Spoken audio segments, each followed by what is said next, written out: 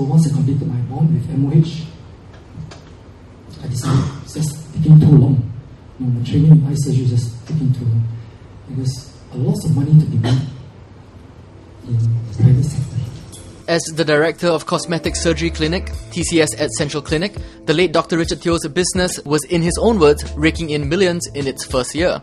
We asked two doctors if practicing in public hospitals doesn't pay, and whether the opportunity to make money in private practice is what drives most doctors. In general, for a specialist, as a practicing specialist in a restructured hospital, actually, we were reasonably well looked after from that aspect. We were comfortable. We were not living under conditions of deprivation. We were reasonably comfortable. So sometimes, yes, maybe some of us hope that we get a tad better in terms of remuneration, but also there are many other factors involved because control. In private practice, you have more control over your practice. You want to practice a certain way. You want things to run a certain way. You don't need consensus among 1,000 doctors for everybody to agree to move in the same direction.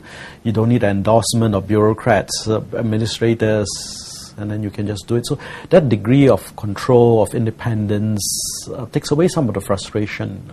And that is an important factor. I'm not saying that maybe, remuneration is not one of those.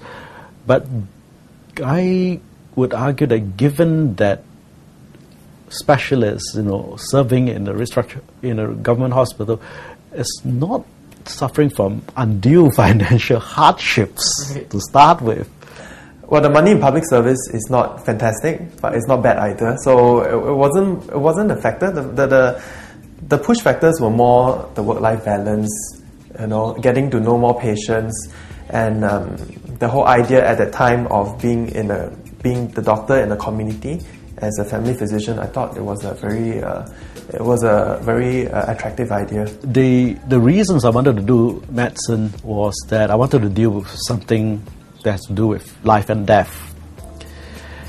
That wasn't a chosen path by my parents. My father's career is an accountancy. He was an auditor in the Auditor General's office before his retirement, so he told me, why do you do accountancy? It's simple, it's not so complicated, but I wanted to do something to do with life and death. Actually, yes, from very young I always wanted to be a doctor.